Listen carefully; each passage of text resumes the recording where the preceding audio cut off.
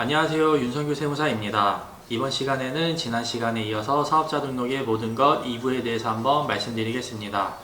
이번 2부에 대한 주제는 일반 과세자랑 간이 과세자에 대한 둘 간의 세금에 대해서 어떻게 달라지는지 한번 확인해 볼 건데요.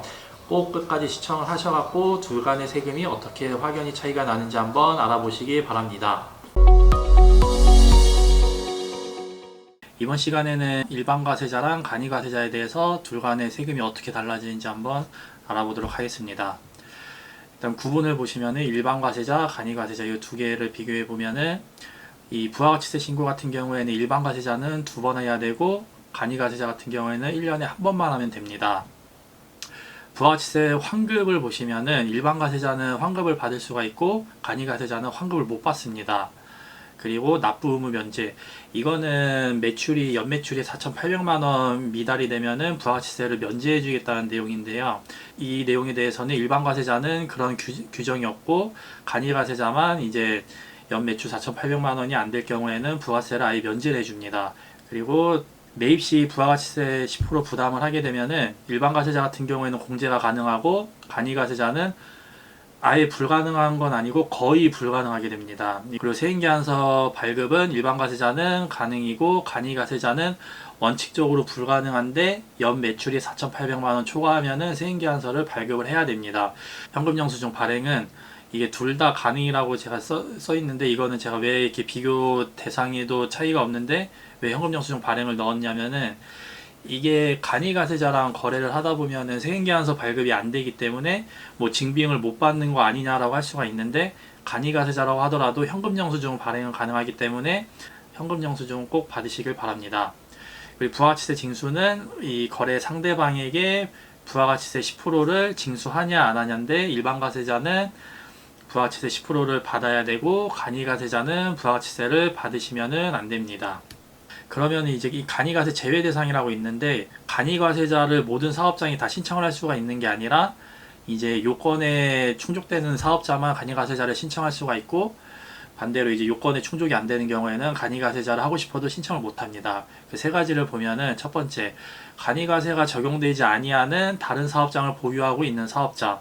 예를 들어서 사업자가 A 사업장, B 사업장, C 사업장 이렇게 세 개를 갖고 있다고 하면은, 만약에 A, B 사업장은 둘 다 간이 과세자인데 C 사업장이 일반 과세자라고 되어 있으면은 A, B 둘 사업장도 마찬가지로 일반 과세자로 이게 바뀌게 됩니다.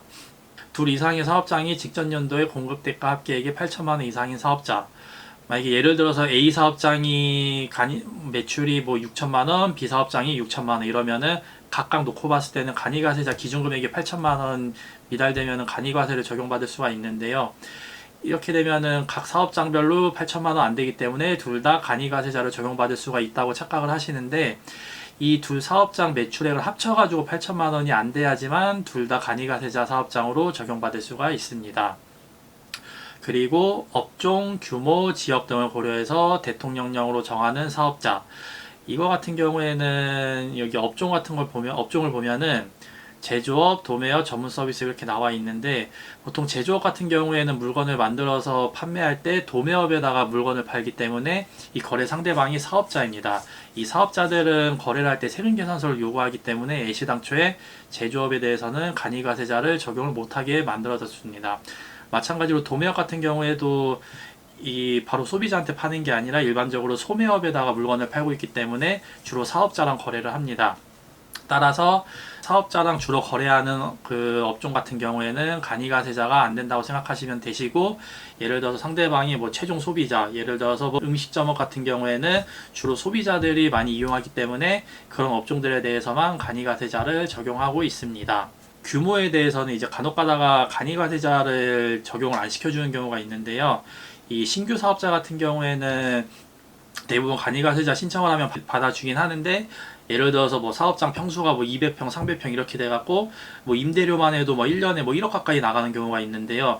이렇게 되면은 애시당초 그 세무서에서 봤을 때는 규모가 어느 정도 있다고 봐서 연 매출 8천만 원이 당연히 넘지 않겠냐라고 이제 생각을 해서 처음부터 간이과세자 적용을 못 받게 됩니다. 따라서 이러한 업종이라던가 아니시면은 어느 정도 규모가 좀 큰 사업장을 이용하시는 분들은 간이과세자 적용을 신청할 수가 없습니다. 그래서 이제 일반과세자랑 간이과세자랑 이제 세금 비교를 이제 숫자로 한번 나타내 봤는데요. 이게 아주 일반적인 케이스인데 한번 보시면은 뭐 마스크 소매업 A회사 연매출 3억 원, 매입액 2억 7천 이렇게 되어 있을 경우에 부가세는 어떻게 계산이 되냐면은 일반 과세자 같은 경우에는 매출액 3억 원의 10%인 부가세 3천만 원을 받고 이런 매입에 대해서도 2억 7천에 대해서 10%인 2,700만 원을 상대방에게 지불을 하게 됩니다. 그럼 이 둘을 뺀 나머지 300만 원에 대해서 부가가치세를 일반 과세자는 납부를 하게 되는데요. 간이 과세자 같은 경우에는 이 매출액이 3억인 경우에 10%를 받으면 안 되고 그냥 이 3억 원에서 1.5%를 곱해갖고 매출 세액을 뽑습니다.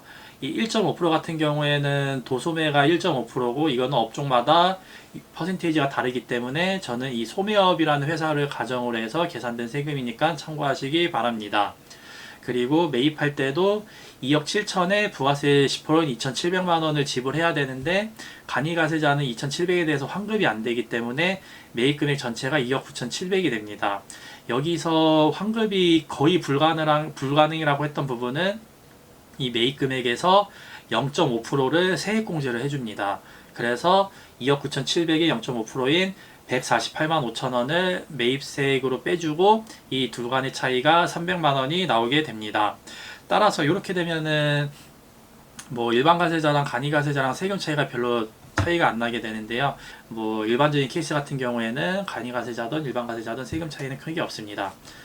이게 뭐 어디 부분에서 이제 차이가 나냐면은 두 번째 이제 뭐 마스크 소매와 똑같은 A 회사가 연매출이 1억 원인데 이제 신규로 창업을 하다 보니 이제 뭐 인테리어라던가 각종 뭐 집기류 이런 거를 매입하면서 3억 원이 발생이 됐습니다. 그럼 요거에 대해서 일반 과세자를 계산을 해보면은 매출액 1억 원에 부가세 10%를 받으면 1,000만 원이 부가세가 나오고 이 매입액 3억 원에 대해서 3천만 원을 부담하면은 결국에는 2천만 원을 일반 과세자는 환급을 받을 수가 있습니다. 반대로 간이 과세자 같은 경우에는 매출액 1억 원에서 부가세 10%를 따로 못 받기 때문에 그냥 1억 원 그대로 매출액을 잡힌 상태에서 여기서 마찬가지로 1.5%를 곱하면은 150만 원이 부가세 납부세액이 나오고 이제 매입액은 3억 원에 10%를 부담하면은 3억 3천이 매입액이 되고 여기서 0.5%를 세액공제를 해주기 때문에 165만 원이 세액공제를 받을 수가 있습니다. 따라서 150만 원에서 165만 원을 뺀 마이너스 15만 원을 환급을 안 해줍니다. 그렇기 때문에 이제 사업 초기에 뭐 인테리어라던가 뭐 집기류 뭐 그런 비품 같은 거 구매하는데 구입 자금이 많이 들어가는 경우에는 본인이 이제 부가세 환급을 받고 싶겠다 이러시면은 간이 과세자가 아니라 일반 과세자를 하셔야지만 부가가치세 환급을 받을 수가 있습니다. 그리고 이거는 아주 매출액을 저조한 상황으로 이제 한번 계산을 해봤는데요. 이제 뭐 똑같이 뭐 마스크 소매업 A 회사는 연 매출액 4천만 원이고 매입액은 2천만 원. 그러면은 이제 일반 과세자로 놓고 일반 과세자로 계산해 보면은 4천만 원의 10%인 부가세 400만 원과 매입액 2천만 원의 10% 부담한 200만 원을 차감한 나머지 200만 원을 부가세로 납부를 하게 됩니다. 근데 이와 반대로 간이 과세자 같은 경우에는 연매출이 4,800만 원이 미달이 되면은 납부의무 면제라는 규정이 있는데요. 이 매출액 4천만 원에 대해서 마찬가지로 1.5%를 곱하면은 60만 원이 나오고 이 매입액 2천만 원에 부가세 10%를 부담하면 2,200인데 여기서 이제 0.5%를 곱하면은 11만 원이 나옵니다. 이렇게 둘 빼면 이제 부가세가 49만 원이 나오는데요. 이 매출액이 4,800이 안 되기 때문에 이 49만 원마저도 납부하지 말라는 그런 규정입니다. 따라서 연 매출이 뭐 4,800이 안 되시면은 무조건 간이과세자를 하시는 게 좋으시고 그와 반대로 이제 뭐 사업 초기에 이제 뭐 시설 장치라던가 집기류 구매하는데 초기 비용이 많이 들어갈 경우에는 일반 과세자를 하셔가지고 부가세 환급을 받으시는 게 좋습니다. 그리고 이제 지난번 시간에 이제 사업자 등록의 모든 것 일부에 대해서 이제 그 Q&A로 이제 제가 다음 시간으로 이제 한번 알아보도록 하자고 한 그 내용이 있었는데요. 한번 다시 살펴보면은 이제 실제 사업체를 운영하는 사람과 사업자 등록증의 대표자 명의가 다른 경우에도 괜찮나요? 당연히 이게 안 됩니다. 이게 왜 안 되냐면은 한번 읽어보시면은 만일 문제가 생기면은 이제 실제 사업자를 운영하는 사람은 사업자 등록 없이 사업을 했기 때문에 그동안의 부가가치세 신고라던가 뭐 종합소득세 신고를 한 번도 납부를 하지 않았습니다. 따라서 이거를 소급해서 한 번에 고지가 되면은 엄청나게 이제 세금 폭탄을 맞을 수가 있습니다. 이와 반대로 이제 실제 사업체가 아닌 이제 명의만 빌려준 그 사업자 같은 경우에는 본인 소득이 아니기 때문에 부가가치세랑 종합소득세에 대해 납부한 거에 대해서 돌려받을 수가 있는데, 이게 이제 그 가산세 부분이 엄청나게 많이 차이가 나고 있어가지고 이 부분은 꼭 이제 신중하게 하셔가지고 이제 잘 판단하셔갖고 이제 뭐 결정을 하시면 되실 것 같습니다. 그래서 이 부분을 이제 세무서에서 어떻게 파악을 하냐면은, 이게 실제 있었던 사례인데요. 첫 번째 보시면은 명의대여자가 사업장과 집이 멀리 떨어져 있는 상황인 경우 세무서에서 이거 톨게이트 이용 내역을 요청을 했었습니다. 그때 명의대여자 그 사업자 주소지가 영등포 쪽에 있었는데 이 사업장은 거기 충주 쪽에 있었습니다. 충주에 있다 보니까 이게 당연히 이제 톨게이트를 이용을 해야 되는데, 이게 세무서 입장에서는 이게 집 주소지랑 사업장 소재지가 너무 멀리 떨어져 있는데 이게 진짜 사업을 하는 게 맞냐, 이렇게 이제 나온 내용인데요. 이에 대해서 이제 이게 납세자 입장에서 맞다고 했는데 세무서에서는 그러면은 톨게이트 이용 내역을 뽑아달라, 이게 정말 사업체를 운영했다라는 내역이 있는지 한번 확인 좀 해달라고 이렇게 톨게이트를 이용 내역을 요청한 적이 있었습니다. 그리고 두 번째 보시면은 이게 실제 사업자가 세금을 체납을 하게 되면은 이 명의 대여자에게 이제 세금 체납액이 잡히게 되고, 이 명의 대여자는 세무서에서 실제 사업자는 따로 있다고 고발을 했습니다. 이 부분 같은 경우에는 실제 사업자, 그러니까 본인 명의로 사업자 등록을 못 내시는 분들은 그 명의를 빌려갖고 사업자를 내시는 분들이 많은데요. 이게 대부분 이제 좀 이제 금융거래 하기에 조금 이제 애매하신 분들이 본인 명의로 사업자 내시는 걸 조금 이제 힘들어 하시는 부분이 있습니다.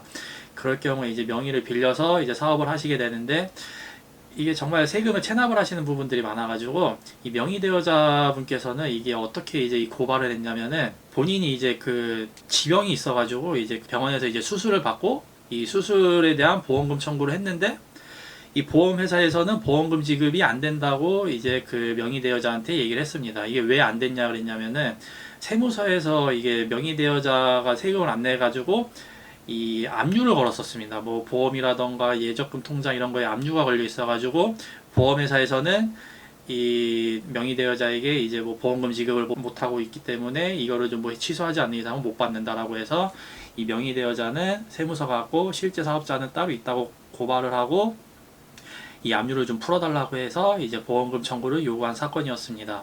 이 보험 금액도 1억 원 가까이 되다 보니까 이분은 당연히 이제 세무서에다가 얘기를 할 수밖에 없는 그런 상황이 될 수도 있긴 한데요. 꼭 사업자 등록증은 웬만하면은 이제 명의도 빌려주면 안 되고 가급적이면은 본인 명의로 하시는 게 좋습니다. 세 번째 보시면은 이제 부모님 명의로 사업자를 냈으나 부모님의 나이로 봤을 때 사업자 등록증이 등록한 업종을 실질적으로 처리하기 어려울 것으로 확인됨이라고 되어 있는데, 이거 같은 경우에는 이제 사업자 대표자분 연세가 거의 한 70세 정도 다 됐었는데요. 업종 같은 경우에 이제 뭐 소프트웨어 개발 공급업 이런 쪽으로 해서 뭐 프로그램을 개발한다라는 이제 업종을 낸다고 했었습니다. 그럼 당연히 세무서 입장에서는 이제 뭐 연세가 이제 70세가 넘어가시고 하시는데 어떻게 소프트웨어 개발을 할 수가 있냐, 이렇게 해서 뭐 사업자 등록증을 못 내겠다라는 그런 못 낸 사례가 있었기 때문에 반드시 꼭 이제 사업자 등록을 낼 때는 업종이랑 이제 뭐 대표자의 뭐 연령, 그리고 이제 뭐 사업장 소재지랑 집 주소지가 얼마나 떨어져 있는지 이런 거 등을 종합적으로 고려해서 적절하게 사업자 등록증을 내셨으면 좋겠습니다. 이상으로 가도부 텍스였습니다.